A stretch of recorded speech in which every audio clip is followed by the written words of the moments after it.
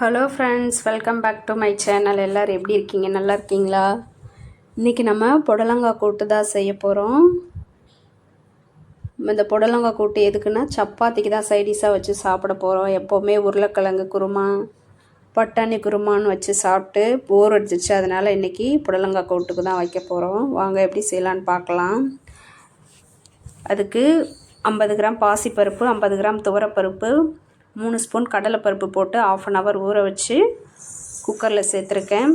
300 gram புடலங்காய் எடுத்து தோல் எடுத்துட்டு சின்னதாக கட் பண்ணி சேர்த்துருக்கேன். சின்னதாக 2 தக்காளி சேர்த்துருக்கேன். அப்புறமா ஒரு 10 சின்ன வெங்காயத்தை கட் பண்ணி சேர்த்துருக்கேன்.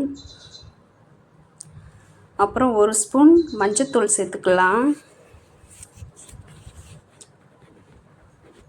அப்புறம் காய் வேகிறதுக்கு கொஞ்சமாக உப்பு சேர்த்துக்கலாம். அப்புறமா திரும்பவும் சேர்த்துக்கலாம். டேஸ்ட் பண்ணி உப்பு பார்த்துட்டு சேர்த்துக்கலாம். இப்போ கொஞ்சமாக உப்பு மட்டும் சேர்த்துக்கலாம். இப்போ காயெல்லாம் மூழ்கிற அளவுக்கு தண்ணி சேர்த்துடலாம். தண்ணி சேர்த்து மூடி போட்டு வேக விட்டுறலாம். ஒரு 5 விசில் விட்டு எடுக்கலாம்.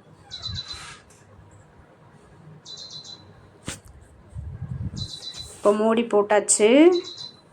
ஒரு 5 விசில் வரட்டும், அது வரைக்கும் வெயிட் பண்ணலாம். அதுக்குள்ளே நம்ம கூட்டுக்கு தேவையான பொருளெல்லாம் அரைச்சிடலாம்.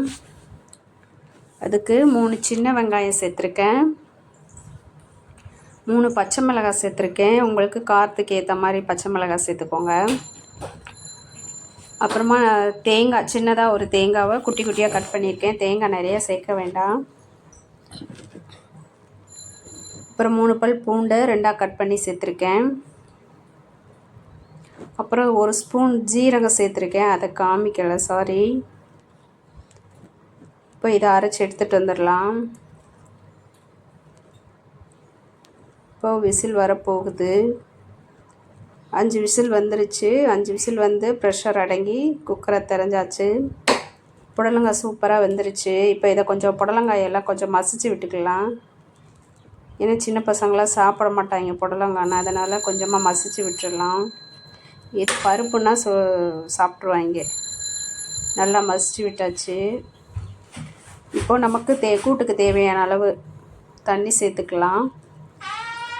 அப்புறமா நம்ம அரைச்சி வச்சு இந்த பேஸ்ட்டே சேர்த்து ஒரு 5 minutes நல்லா கொதிக்க விடலாம். ஏன்னா தேங்காய் வெங்காயம்லாம் சேர்த்துருக்கிறதுனால அதனோட பச்சை வாசனை போகிறதுக்காக ஒரு 5 minutes நல்லா கொதிக்க விடலாம்.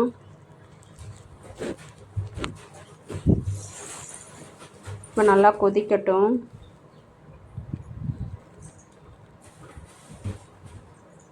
மேலும் இது போன்ற வீடியோக்களுக்கு நம்ம சேனலை சப்ஸ்கிரைப் பண்ணுங்கள், லைக் பண்ணுங்கள், ஷேர் பண்ணுங்கள், மறந்துடாமல் கமெண்ட் பண்ணுங்கள். மறந்துடாமல் சப்ஸ்கிரைப் பண்ணி வச்சுட்டு பாருங்கள்.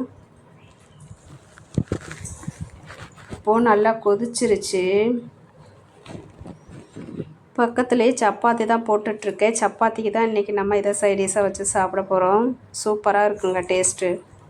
நீங்களே இது மாதிரி செஞ்சு பார்த்து சாப்பிட்டுட்டு எப்படி இருக்குன்னு கமெண்ட் பண்ணுங்கள்.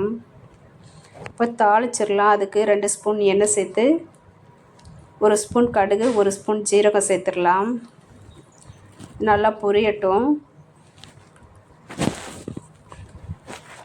அப்புறமா ஒரு வரமிளகாவை 2ஆக கட் பண்ணி சேர்த்துக்கலாம். ஏன்னா அது நல்லா மணமாக டேஸ்ட்டாக இருக்கும். அதனால் ஒரு கொத்து கருவேப்பிலை சேர்த்துக்கலாம். இப்போ தாளிச்சதை எடுத்து கொட்டிடலாம். அவ்வளோதாங்க, கூட்டு ரெடி ஆயிடுச்சு. இனிமேல் நம்ம சப்பாத்திக்கு இதை வச்சு தான் சாப்பிட போகிறோம். கொஞ்சமாக கொத்தமல்லி தழை தூவிக்கலாம். நீங்கள் இது மாதிரி செஞ்சு பார்த்து சாப்பிட்டுட்டு எப்படி இருக்குன்னு கமெண்ட் பண்ணுங்கள். நம்ம சேனலை மறந்துடாமல் சப்ஸ்கிரைப் பண்ணுங்கள்.